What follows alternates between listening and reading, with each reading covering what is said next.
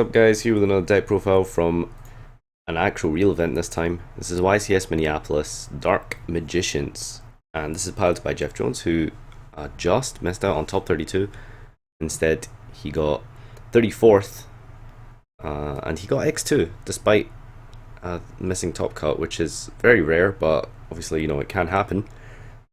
But anyway, this is just taken directly from the Konami's blog, and yeah, so I can read out a little bit of the blog, but it'd be easier instead of just giving you a link to go to the blog.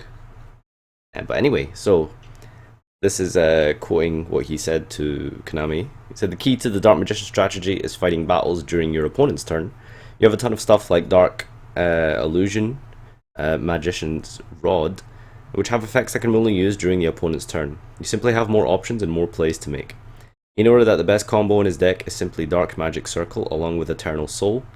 Dark Magic Circle will banish a card every time a Dark Magician hits the field, so your opponent is forced to deal with your Dark Magician while you're able to repeatedly recur it with Eternal Soul. If your opponent doesn't deal with Dark Magician, you can just go for their life points, but if they do, Eternal Soul will resurrect your Dark Magician and trigger Dark Magic Circle to banish one of their cards.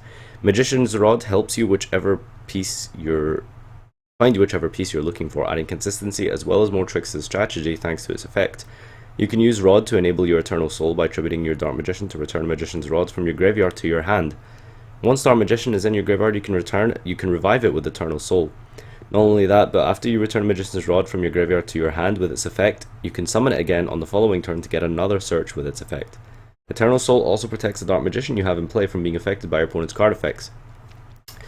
Jeff Jones made a point that this protection is invaluable in certain matchups, especially against strategies like pendulums.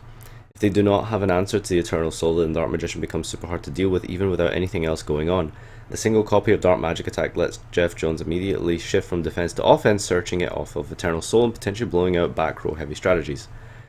The Dark Magic Attack is obviously really good in here because you only really need one and you're able to search it out at any time you want. And yeah, I think everything else in the deck looks pretty solid and like kind of not really changeable. 2 Allures, 2 Max C, Desires, Dualities. There's a Book of Moon in here as well, and 2 Breakthroughs and 2 Quaking, which I thought were interesting. Choosing not to max out on the Solemns, for whatever reason. Emptiness is in here, of course, can't say that card's bad. And Eternal Soul is obviously really good, but it does have the major drawback of when it gets destroyed, it just blows your field up. So this can be really annoying to play with games 2 and 3. But yeah, the deck has a bit of potential, I guess, for the future. See how it goes there.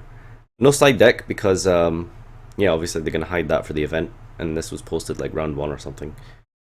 His extra deck has Azure Eyes, and you can kind of like infer what's in the side deck by his extra deck. So you have some level 8 synchros, so clearly he's playing Veiler, playing Dante, and he's playing Azure Eyes, so obviously he's playing Ghost Reaper.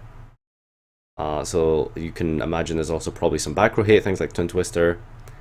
Other than that, you can't really infer most of the side deck, but you could probably assume there's going to be Veilers and Ghost Reapers in here. Some back row hate, maybe some removal like Raigeki. But yeah, this is his deck. Let me know what you guys think down below.